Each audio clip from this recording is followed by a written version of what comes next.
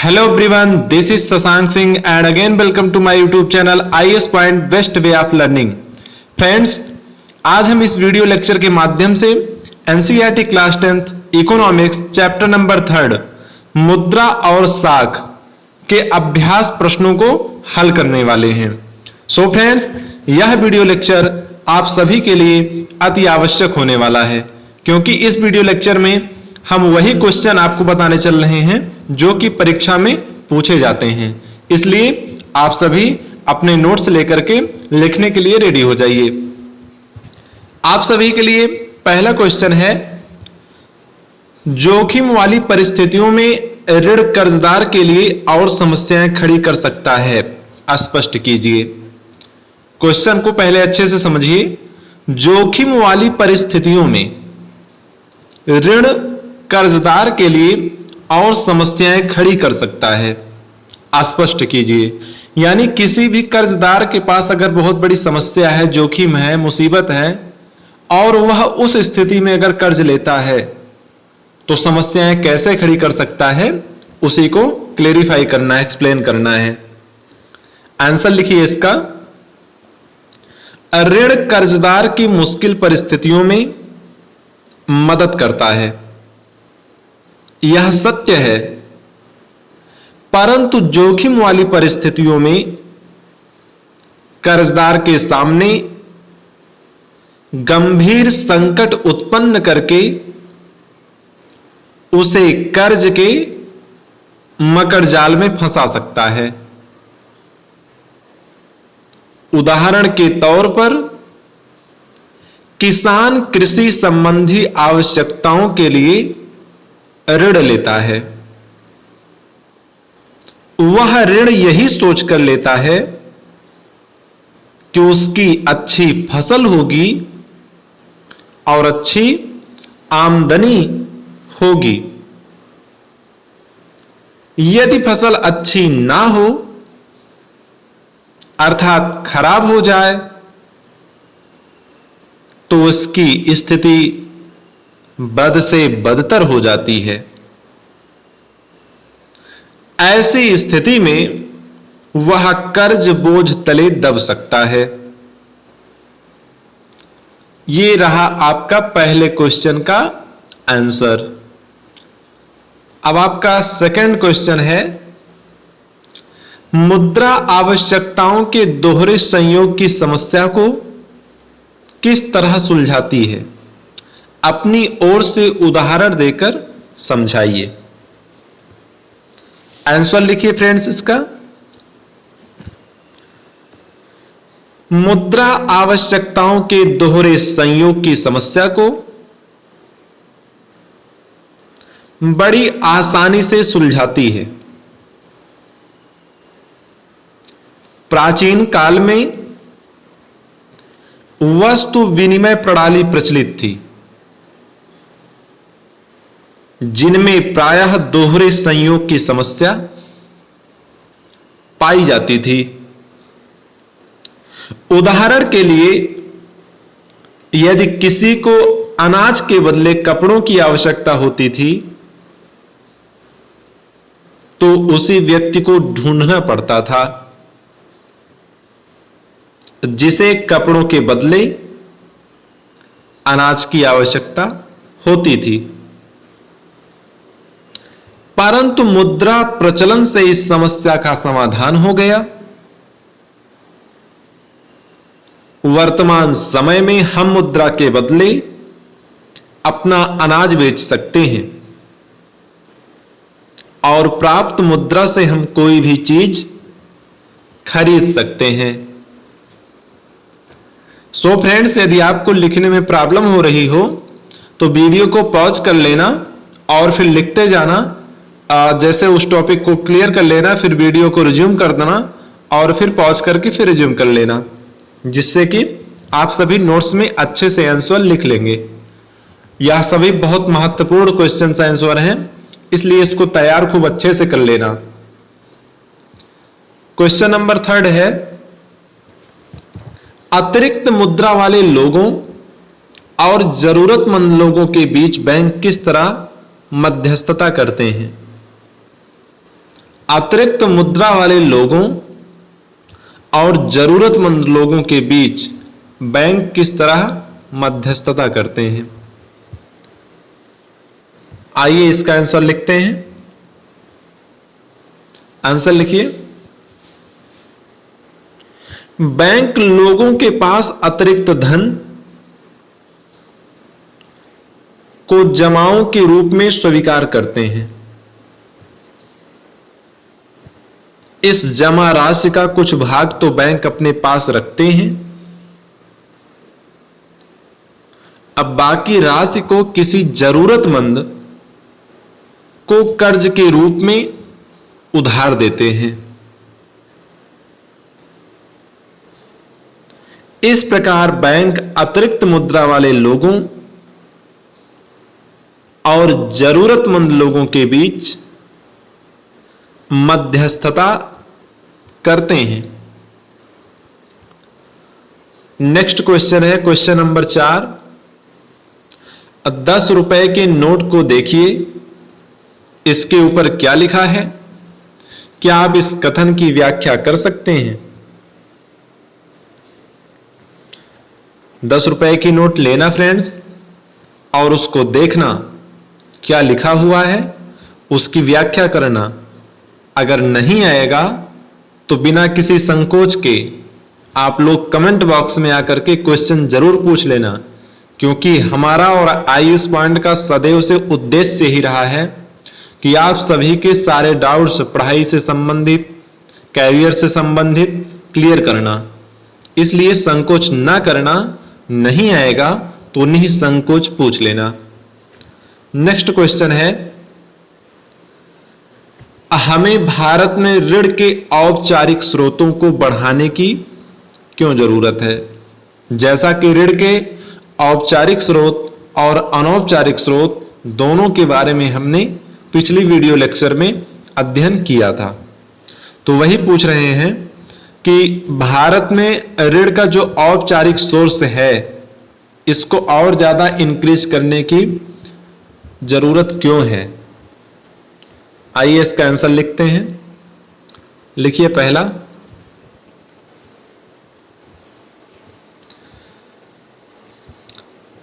चूंकि अनौपचारिक क्षेत्र द्वारा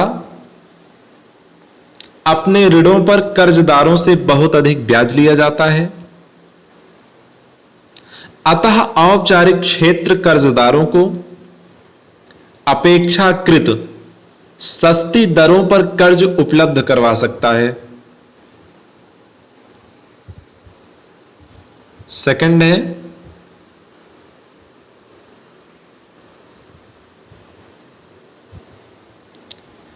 अनौपचारिक कर्जदाता विभिन्न प्रकार के कर्जदारों का शोषण करते हैं। उदाहरणतया वे अपनी फसल को कम मूल्य पर बेचने के लिए बाध्य करते हैं। दूसरी तरफ औपचारिक क्षेत्र में इस तरह की परिस्थितियां नहीं पाई जाती। तीसरा लिखिए, भारतीय रिजर्व बैंक द्वारा औपचारिक क्षेत्र की कार्य प्रणाली का समय समय पर निरीक्षण किया जाता है, ताकि कर्जदारों के हितों की अनदेखी ना हो। दूसरी तरफ अनौपचारिक क्षेत्र में इस प्रकार का कोई प्रावधान नहीं। चौथा लिखिए,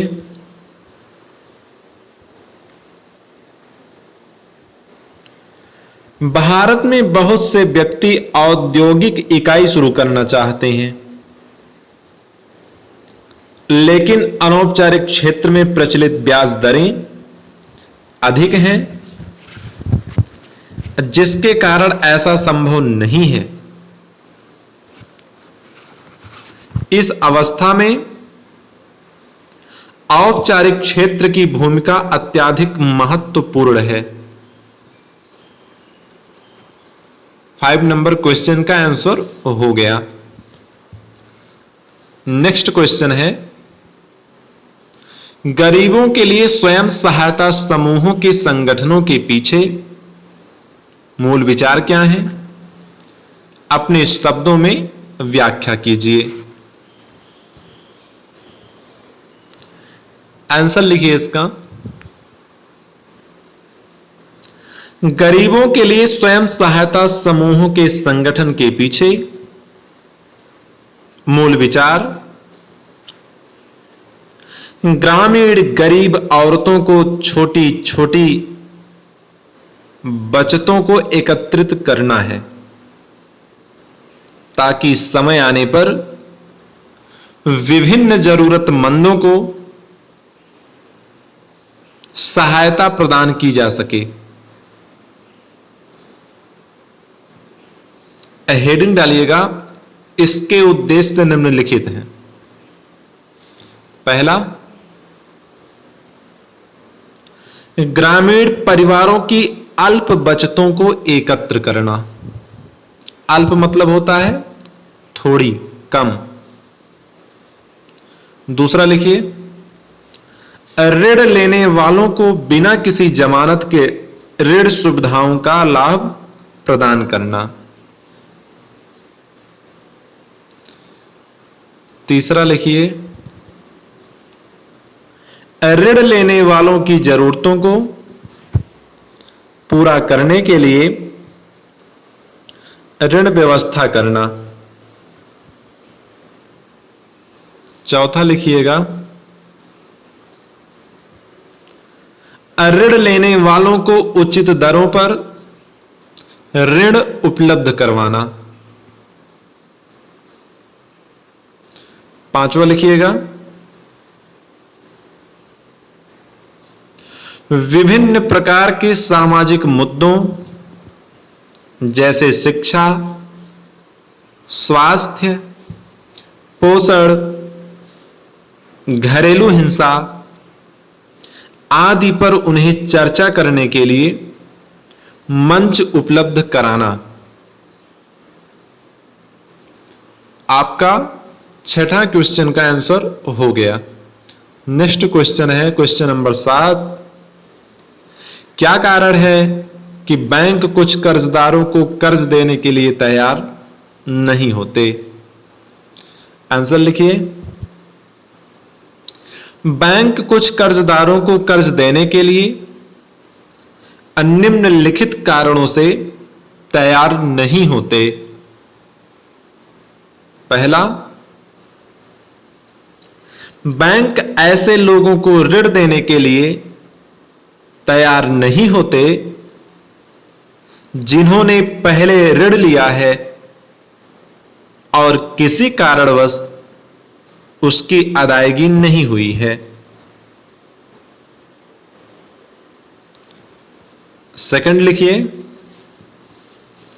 बैंक ऋण देते समय जमानत के तौर पर अपने पास जायदाद या संपत्ति के कागजात रखते हैं। जिन लोगों के पास ऐसे दस्तावेजों का अभाव होता है, बैंक उन्हें कर्ज नहीं देता। तीसरा लिखिए, चूंकि बैंकों के अपने निहित लाभ होते हैं, अतः हर एक बैंक ऋण देते समय अपने लाभों को अवश्य ध्यान में रखता है। सॉरी, ये तीसरा था, चौथा लिखिएगा।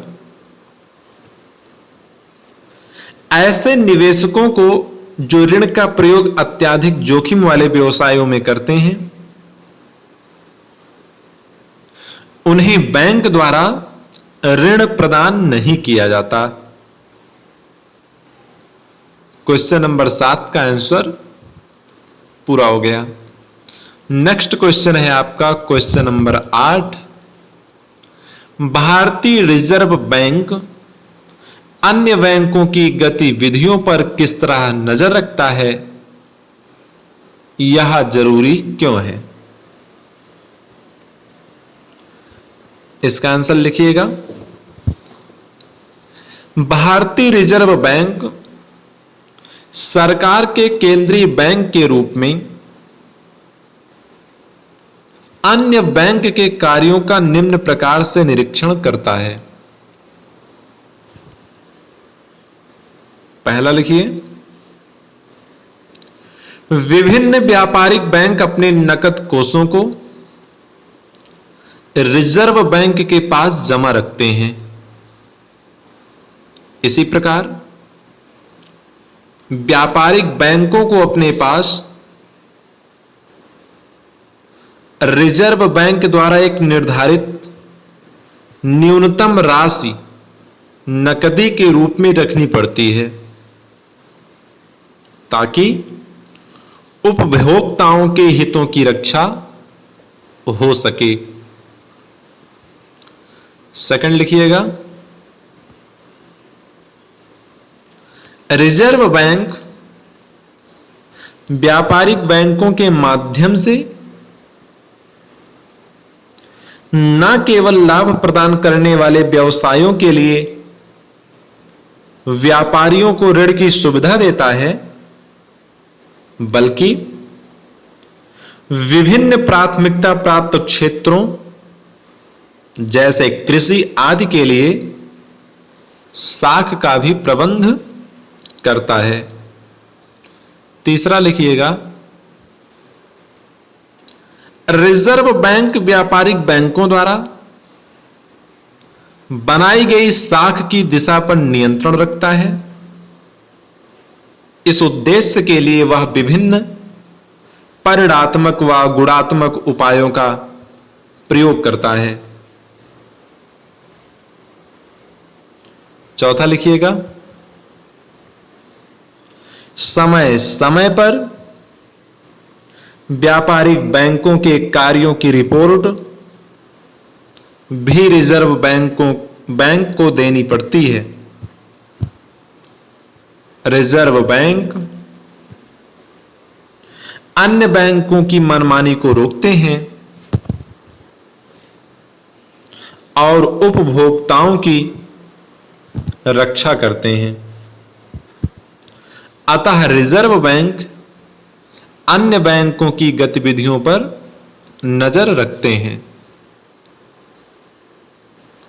सो फ्रेंड, इस वीडियो लेक्चर में इतना ही। कल का जो वीडियो लेक्चर रहेगा उसमें हम क्वेश्चन नंबर 9 से आप सभी को सॉल्यूशन कराएंगे। खूब अच्छे से पढ़ते रहिए और जो भी समस्या है उसको आईएएस पॉइंट की समस्त टीम जो है हमारी, जो टीचिंग का काम कर रही है, उनसे आप पूछते रहिए, अपने डाउट्स क्लियर करते रहिए। कल फिर मिलेंगे, तब तक के लिए स्वस्थ रहिए, मस्त रहिए, पढ़ते रहिए, हमसे जुड़े रहिए। Thank you so much.